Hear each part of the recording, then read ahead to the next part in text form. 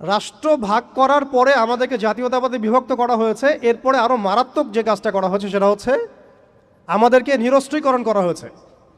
আপনি আপনার রাষ্ট্রের অভ্যন্তরে নিজের ইচ্ছায় আপনি বিশ্বের মারণাস্ত্রগুলো তৈরি করতে পারবেন না। তারা আপনাকে আইন করে দিয়েছে, ব্যান করে দিয়েছে। তারা আমাদের রাষ্ট্র ব্যবস্থার মধ্যে ইউনাইটেড নেশনসের মতো মুসলিমদের ইউনাইটেড মুসলিম অর্গানাইজেশনগুলোকে দমন করেছে এবং সেগুলো গঠন করতে আমাদেরকে দেয় নাই, উল্টা তারা সেগুলো করেছে ঠিকই। এরপরে তারা আমাদের রাষ্ট্র ব্যবস্থাগুলোর মধ্যে ওই মোনাফেক শাসকদেরকে বসিয়ে জনগণকে শাসন করিয়েছে, এখনও করে যাচ্ছে, আগামীতেও হয়তো করে যাবে।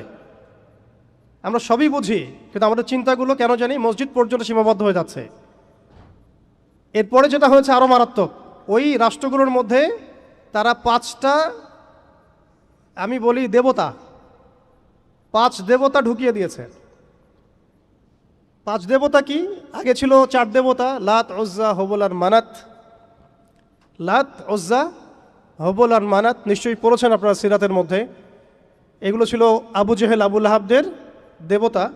তারা কিন্তু এই দেবতাগুলোর পূজা করত আল্লাহকে পাওয়ার জন্যই। তারা বলতো মা না'বুদুহুম ইল্লা লিয়ুকাররিবুনা ইলাল্লাহি যুলফা, আমরা শুধু এই কারণেই এই লাত, উজ্জা, হবল, মানাতের ইবাদত করি যাতে তারা আমাদেরকে আল্লাহ পর্যন্ত পৌঁছে দেয়। এখনও এই 4-5টা দেবতার আমরা পূজা করছি, বাট এগুলো ভিজুয়াল না, এগুলো হচ্ছে আদর্শিক, ফিলোসফিক্যাল। যেমন একটা হচ্ছে ডেমোক্রেসি, নিতে পারবে না অনেকে কথাটা, যে ডেমোক্রেসি একটা দেবতা হয়ে গেছে এখন, ইনভিজিবল দেবতা, এটা একটা দেবতা হয়ে গেছে। কি দাড়িওয়ালা, কি টুপিওয়ালা, সবাই পূজা করতেছে।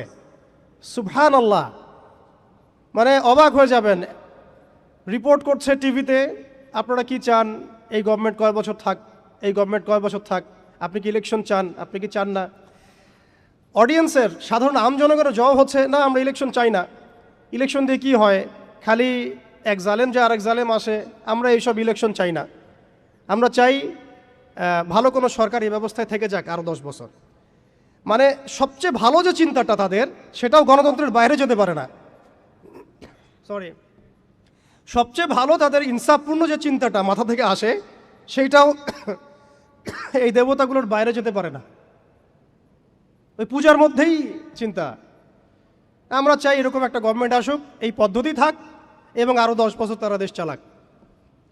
মানে ইসলামে যে আল্লাহ প্রদত্ত একটা রাষ্ট্র ব্যবস্থা আছে, একটা ইসলামী শাসন ব্যবস্থা আছে, এই কনসেপ্টটাই নাই।